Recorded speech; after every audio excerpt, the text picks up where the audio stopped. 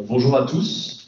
Donc, je vais me présenter, Antoine Roissard de l'ITAB, de l'Institut de l'agriculture et de l'alimentation biologique, en charge des dossiers concernant le porc et la volaille à l'ITAB. Et donc on va vous présenter différents sujets concernant le porc bio. Donc ça va durer à peu près 3 heures. Je vais rapidement laisser les autres intervenants se présenter. Je vais passer la parole à Samuel. Bonjour, donc, vous m'entendez bien? Ouais. Je ne sais pas si on m'entend en ligne. Samuel Froid, donc chargé de mission filière porcine à la FNAB, Fédération nationale de l'agriculture biologique. Et Stéphane Ferchaud, INRAE, je viens de Rouillé dans la Vienne et je présenterai la station organique. Ok. Et donc en ligne, nous avons Valérie Courboulet de l'IFIP qui pourra se présenter tout à l'heure à sa prise de parole. Voilà, donc du coup le déroulé pour la journée, on va faire une petite intro, flash info avec quelques chiffres clés sur la filière porcine biologique et les principaux points de réglementation qui vont changer à partir de l'année prochaine. Ensuite, on va passer une petite heure sur la thématique de la castration avec une présentation du projet Casdar Farinelli et des premiers résultats concernant l'amélioration de la prise en charge de la douleur lors de la castration et quelques éléments préliminaires aussi sur l'élevage de porcs malantis en agriculture biologique. Ensuite, on va avoir une session de présentation de la station porcine de l'INRAE organique, donc un élevage en porc bio, une station expérimentale. Donc on va balayer un peu les différents sujets, reproduction, là aussi élevage de malantis, résultats techniques, naissage et engraissement. Et ensuite, on finira avec un volet sur la valorisation des fourrages par les porcs en bio, donc avec les présentations des résultats d'un essai mené à l'INRA sur la distribution d'enrubanage. Et puis, je vous présenterai un retour d'expérience, un éleveur avec qui on travaille à côté d'Angers, un site pilote en pâturage de porcs en finition, donc en système filière organisé, donc des lots de porcs voilà, assez conséquents, donc une pratique assez originale. Voilà, donc concernant les chiffres clés de la filière porc biologique, donc j'ai récupéré les informations à jour donc de l'agence bio et de la commission bio Interbev. Donc là, on a l'évolution du cheptel de truies. Donc on voit qu'il y avait eu une très forte augmentation à partir de 2017, où on était à environ 10 000 truies pour arriver à un petit peu plus de 15 000 à 2019. En 2020, on est à 17 450 truies en bio, et on est dans une phase là où les conversions globalement se ralentissent en production porcine biologique. Et en nombre d'élevages, du coup, avec des truies, on est un petit peu plus de 600. Donc dans les 600, il y a aussi beaucoup d'élevages en vente directe qui ont un nombre plus faible d'animaux. Et donc, concernant la production de porc bio, donc là aussi, on est sur une phase de ralentissement après une très forte croissance sur 2 ans. Donc, de la même manière, grosse augmentation entre 2018 et 2019, après plusieurs années sur un plateau aux alentours des 100 000 têtes, et donc pour être en 2020 à 224 000, 225 000 animaux abattus. Ouais, donc entre 2017 et 2018, il y a eu plus 37% de production et plus 32% entre 2018 et 2019. Donc on est passé sur de croissance très élevée de l'ordre de 30% à un ralentissement là, sur la période. Les principaux défis à venir pour les éleveurs de porc biologiques, donc il y a pas mal de choses qui bougent en ce moment. Donc c'est pas toujours un contexte qui est globalement pas forcément très facile. Donc à partir du 1er janvier 2022, donc, il y aura le passage à une alimentation 100% bio, sauf pour les porcs de moins de 35 kg, ce qui correspond grosso modo à la phase de post-sevrage. On aura aussi pour le 1er janvier 2022 l'arrêt de la castration à vif des porcelets sans anesthésie comme c'est fait actuellement. Et donc voilà, il y a de leviers qui sont travaillés en bio, la partie élevage de mâles entiers et transformation. Donc c'est pas si simple et il faut du temps pour tout mettre en place. Et aussi, l'autre aspect, c'est d'améliorer les pratiques au moment de la castration avec l'utilisation d'anesthésiques locaux. Et donc, on présentera aussi, l'IFI, Valérie Coboulet présentera des résultats, en particulier sur cet aspect-là et les quelques points de réglementation voilà, pour que tout le monde soit à jour. Et donc, un autre élément aussi très important, c'est la mise en conformité des bâtiments. Voilà, comme vous, Samuel reviendra dessus, mais comme vous le savez, il y a les bâtiments port bio en France n'étaient pas en adéquation avec le règlement européen. Et donc, indépendamment du nouveau règlement, il faut désormais se mettre en règle en France avec le règlement européen. Et donc, il y a en particulier deux éléments qui vont demander pas mal de modifications. Ça va être la création de courettes pour les bâtiments post-sevrage et les maternités. Et aussi une mise aux normes des surfaces de courettes entre la zone extérieure et intérieure. En fait, le bâtiment port bio, on a la bonne surface totale intérieure-extérieure, mais en fait, la répartition entre les deux n'est pas bonne. Et donc ça, c'est des travaux qui peuvent être parfois conséquents selon le type de bâtiment. Et puis aussi la question de la découverture des courettes. Voilà, donc je vais passer la parole à Samuel pour balayer tous ces aspects réglementaires. Faire vers le bas, mais tu vas avoir une question. Ok. Merci Antoine. Alors, juste pour vous rappeler un petit peu la structure du règlement bio, donc en 2018, on a eu un accord des États membres de l'Union européenne sur un règlement de base, donc la référence c'est le RUE 2018-848, qui fixe les grands principes du mode de production biologique, et en 2020, le RUE 2020-464, c'est les règlements d'exécution et les règlements délégués qui rentrent un peu plus dans le détail. Donc ça, c'est un texte aussi européen. Et vous avez, donc ils sont accessibles sur le site de l'INAO et puis sur le site de l'Union européenne, Terralex. Et vous avez aussi sur le guide de lecture. Le guide des lectures, lui, qui est une interprétation française de la règle que vous pouvez directement trouver sur le site de l'INAO et qui est en fait géré par le CNAB, le Comité national de l'agriculture biologique. Donc à chaque fois qu'il y a un questionnement sur l'application de la règle en France, le CNAB qui s'y penche et on a derrière une interprétation qui est écrite dans le guide de lecture. Donc c'est aussi un document précieux auquel se référer quand vous posez des questions sur la réglementation. Concernant le nouveau règlement, on ne va pas dérouler tout ce qu'il y a dans le règlement, on va juste se concentrer sur les quelques nouveautés qu'il y a sur ce nouveau règlement par rapport au précédent. Donc voilà, il y a le premier point, c'est la question de la conversion des parcours.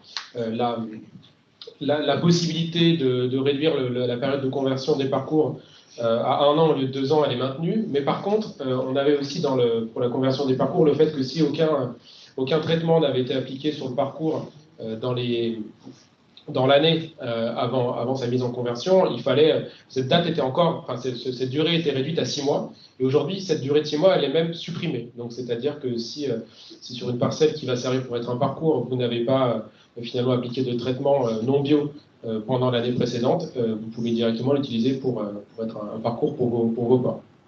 Vous avez un autre point sur le lien au sol alimentaire. Jusqu'à présent, c'était 20%.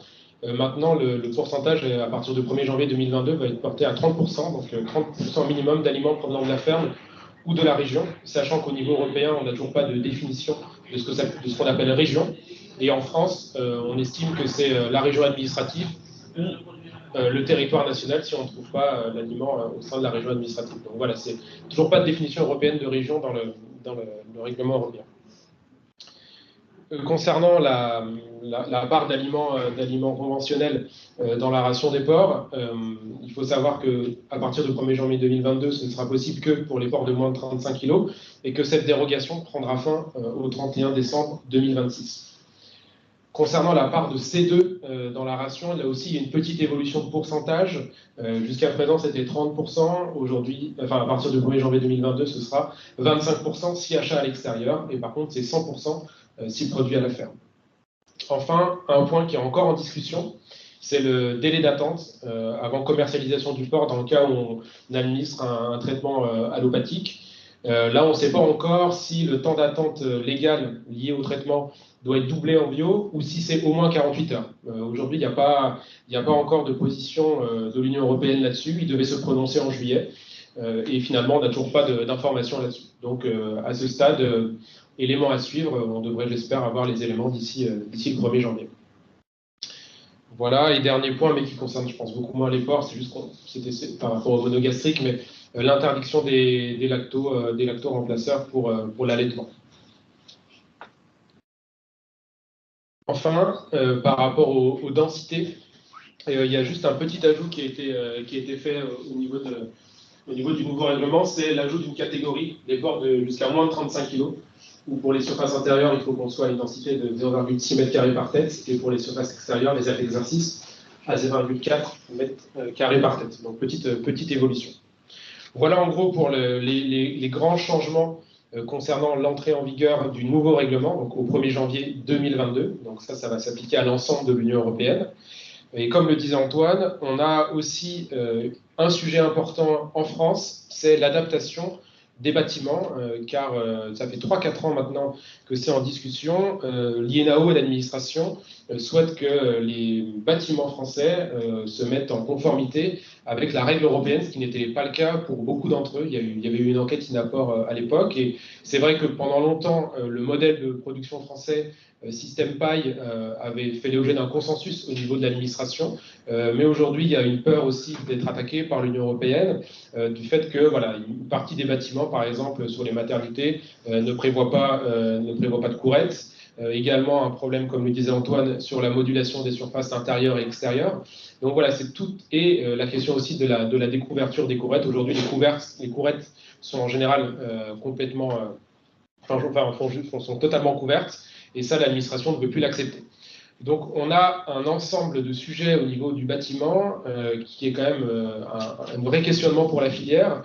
Les professionnels se sont énormément impliqués, que ce soit la FNAP, que ce soit la coopération agricole, que ce soit Forêt Bio également. La PCA aussi s'est pas mal impliquée en lien avec INAPOR pour essayer de peser un petit peu dans ces négociations parce qu'on sait que le parc de bâtiments français va devoir évoluer. Donc, on a essayé au maximum, si vous voulez, de négocier pour que les adaptations soient viables pour les éleveurs et que derrière, ça ne remette pas non plus tout à fait en cause le système paille qui est quand même identitaire dans la production porcine en France. Et on n'y est que partiellement arrivé, en fait. Concrètement, les bâtiments certifiés avant le 1er janvier 2022, ils vont devoir être découverts au minimum sur 5% de la surface extérieure. Donc, c'est-à-dire que c'est une évolution qui n'est pas non plus trop compliqué. L'administration parlait au début de 10%, on a réussi à ramener ça à 5%. Par contre, ce qu'il faut savoir, c'est que les bâtiments qui vont être certifiés après le 1er janvier 2022, pour eux, le pourcentage de découverture, ce sera 50% de la surface extérieure. Donc, ce qui change considérablement l'approche qu'on a en production porcine biologique et qui interroge sur notre capacité à continuer à faire du système paille fumier qui a une certaine, qui est vertueux d'un point de vue environnemental aussi, ce qui va peut-être obliger à mettre éventuellement des caillebotis. Enfin voilà, c'est vraiment toute la question qui se pose sur le nouveau modèle de bâtiment à venir. Il y a des discussions qui sont en cours sur comment est-ce qu'on pourrait peut-être avoir des systèmes de toits amovibles qui permettraient de couvrir quand il pleut, etc. Mais en tout cas, il faut savoir que ce sera des investissements. On n'est pas encore sûr de la robustesse de ce type de système. Et par ailleurs, voilà, c'est quand même un grand changement par rapport à ce qui a été pratiqué jusqu'à présent. Donc ça, c'est sûr, la découverture des courettes, qui est un sujet qui nous a beaucoup occupé. Peut-être juste pour préciser, les 50%, il y a eu des discussions sur les bâtiments bovins ou veaux, je sais plus. Oui, c'est ça, en fait. Et sur le partiellement découvert, et du coup, ça a été dit, pareil pour tout le monde, les 50%, sauf que autant les 5 à 10% en port, ça peut être compliqué, mais ça peut à peu près se gérer. 50%, on change de modèle de bâtiment pour le coup. En termes de gestion des effluents, les zones, entre zones de couchage, zones, on va dire, de déjection et tout des animaux, c'est plus du tout la même chose, quoi. Donc ça, de mon point de vue, c'est un impact qui va être vraiment très important, quoi. Oui, c'est ça pour la question des déjections du système paille. Alors, il faut savoir aussi que tout ça, c'est lié à un contexte européen. C'est que, quand c'était l'année dernière, la Commission européenne a audité l'Autriche.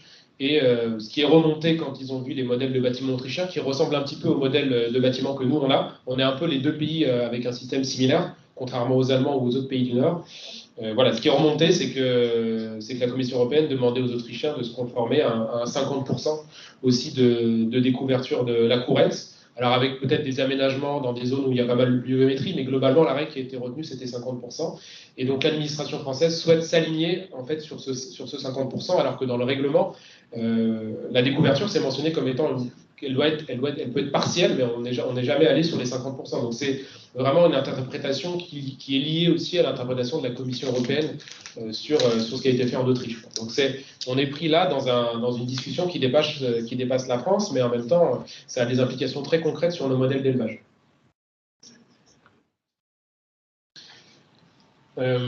Ensuite, donc à quoi doit ressembler du coup désormais les bâtiments d'élevage? Il faut savoir juste que concernant le bardage il peut aller jusqu'au toit, ça c'est possible, mais il est limité à 50% de la longueur des côtés latéraux. Donc ça c'est peut-être un point aussi qu'il faut noter. Et par ailleurs, les clôtures ou les murets sont limités en termes de hauteur à la contention des animaux. Donc voilà, information à faire passer, c'est le bardage et les murets. Enfin, donc du coup, lié à toutes ces modifications de bâtiments, les professionnels ont négocié en fait un calendrier de mise en conformité pour la France et pour les éleveurs français. Ça a été aussi un long combat et de longues discussions. Et donc ce que je vais vous présenter là, c'est l'aboutissement de 3-4 ans de discussions et qui ont permis de définir ce calendrier. Donc vous avez différents cas de figure, il y en a en fait 6. Concernant l'absence d'accès à l'extérieur. Donc pour la phase engraissement, finalement, là, les bâtiments qui ne prévoyaient pas d'accès à l'extérieur devaient le faire au 1er juillet 2021 pour la phase engraissement. Concernant la phase post-sevrage et gestation, ils devront le faire, prévoir cet accès à l'extérieur au 1er janvier 2026. Et pour la phase maternité, ce sera au 1er janvier 2028. Les bâtiments qui ne prévoient pas d'ouverture sur les 3 côtés de l'aire d'exercice extérieur doivent le prévoir au 1er janvier 2022. Au plus tard. Pour les bâtiments qui ont une couverture totale de la surface extérieure, donc ça c'est la discussion autour de la courette dont on parlait tout à l'heure, ils doivent découvrir au plus tard au 1er janvier 2023. Mais donc là, ce sera donc les bâtiments qui sont déjà certifiés bio devront découvrir à hauteur de 5%. Et enfin, il y a cette fameuse modulation des surfaces intérieures et extérieures, où normalement les élevages français doivent se mettre aux normes au 1er janvier 2025, mais sauf qu'il y a encore un petit peu de discussion à ce sujet-là, parce qu'il y a une expertise européenne qui pourrait permettre peut-être de garder finalement la modulation actuelle. Donc, on a des certitudes sur si vous voulez, sur les trois premiers items. Sur le dernier, il y a encore des discussions en cours. Normalement, les organismes certificateurs font signer aux éleveurs, en collaboration avec les éleveurs, des plans personnalisés d'adaptation des bâtiments. Et il semblerait qu'une réunion doive avoir lieu à l'INAO prochainement pour faire un petit peu un suivi s'il y a vraiment des cas compliqués qui nécessitent un traitement particulier. Il y avait une question, c'est ça? Non, on va prendre à la fin les questions. Enfin, dernier point, mais bon, c'est pas tout à fait l'actualité, ça fait déjà plus d'1 an. Pour information, le bouclage de truies qui avait été interdit en 2017 a été finalement réautorisé par l'INAO, notamment suite à des retours importants de la part des éleveurs, où le fouissage excessif pouvait créer des problèmes dans les parcelles, des problèmes sanitaires. Par contre, ce qui est demandé, c'est une prise en charge de la douleur lors du bouclage. Voilà. Bon. Après, de toute façon, on sait bien que dans certains cas, on est obligé de boucler et que dans d'autres cas, peut-être que ce ne sera pas nécessaire, mais en tout cas, nous, on avait poussé au niveau des professionnels pour que ce bouclage puisse être réautorisé parce que ça causait vraiment des problèmes dans certaines zones, avec notamment de la pluviométrie ou des sols peu adaptés. Voilà pour moi. Ok. Du coup, on va prendre des questions dans la salle. Là, c'est le moment où vous pouvez poser des questions et faire des commentaires et discuter. Hein, on a le temps. Pensez à vous présenter du coup. Ouais. Du coup, j'ai 2 questions. La première par rapport à l'arrêt de la dérogation des 5% conventionnelle avec l'embryo. Tu as dit que ça se terminerait à la fin de l'année. C'est écrit, il n'y aura pas de nouvelles dérogations? Alors là, non, parce que c'est mis dans le nouveau règlement en fait. Et il y a juste la dérogation jusqu'à 2026 pour le deuxième âge. Ouais, premier âge, moins de 35 kg. Et donc, c'est sûr, il n'y aura pas de. Ouais, c'est sûr, ouais. Et pondeuse aussi. Et pour les. Bon, j'élargis un peu, hein, mais bon, ça peut concerner plusieurs participants. Et pour les volailles, du coup, c'est jeune volaille. Et ce qui est défini en France, une jeune volaille, c'est maturité sexuelle. Donc les poulets ne vont pas être concernés dans un premier temps. Ok, très bien, merci. Et j'ai une seconde question par rapport au bâtiment. Est-ce qu'on pourrait revenir sur la slide avec les 50% de la partie extérieure bardée sur. Ici, oui, celle-ci. Du coup, ça veut dire que la couronne extérieure, on peut la barder à 50% sur. Oui, 50% de la longueur des côtés latéraux. Mais sur toute la hauteur. Hein. Oui, sur toute la hauteur, oui. D'accord. Oui, ça peut être là, sur toute la hauteur. Très bien. Et il n'y a pas d'obligation de matérialisation entre l'intérieur et l'extérieur, de limite de zone. Si la lever, il n'y a pas la barrière qu'il y a au milieu, là, entre l'intérieur et l'extérieur, c'est pas. Le filet. Normalement, non. Après, c'est pour le confort des animaux que c'est mis généralement. D'accord. Mais du coup, s'il n'y a pas de barrière, on peut imaginer que les mètres carrés intérieurs seront juste mesurés. Et comment dire. Oui, qu'en global, on soit dans les clous, même si la limite intérieur-extérieure ne soit pas très précise. Si l'extérieur est à 5 mètres, on pourra avoir 2 mètres carrés d'une bardée entièrement et 2 mètres carrés de. Ça faudra poser la question. J'ai jamais entendu parler de. Pour être sûr, mais dans l'absolu. De matérialisation, moi, j'en ai jamais entendu parler comme obligatoire. C'est l'usage, en fait, donc on se cale comme ça. C'est assez souple. J'ai une question de Madame Dubois de la Crapie de la Loire. Qu'en est-il sur les achats de reproducteurs en bio? Le taux max reste à 20% d'effectifs de trucs? Oui, ça n'a pas bougé, ça. Ça n'a pas bougé, d'accord, merci.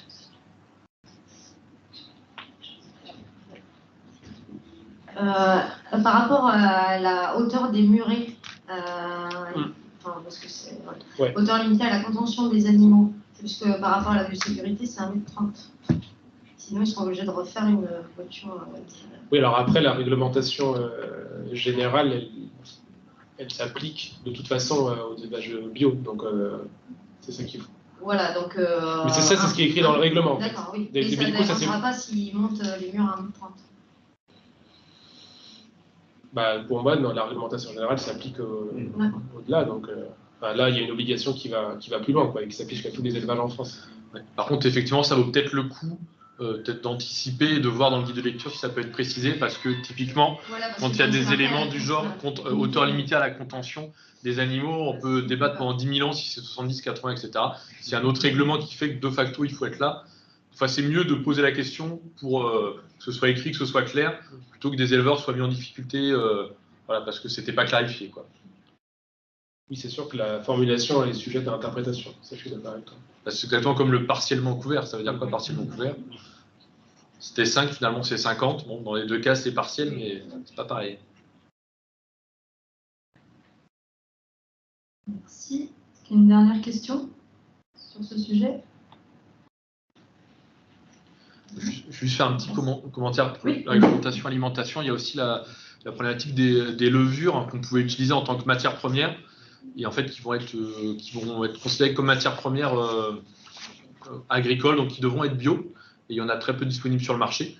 Donc là, les textes sont pas encore sortis, mais on va là-dessus. Donc après, pour les utiliser, a priori, ce sera juste par le volet additif, auquel cas on va être limité à 1% la limitation pour le coup. Donc ça ne pourra plus être utilisé, sauf si c'est bio en tant que matière première.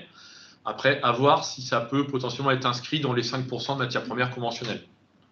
Et du coup, ça concernerait que le deuxième âge, quoi.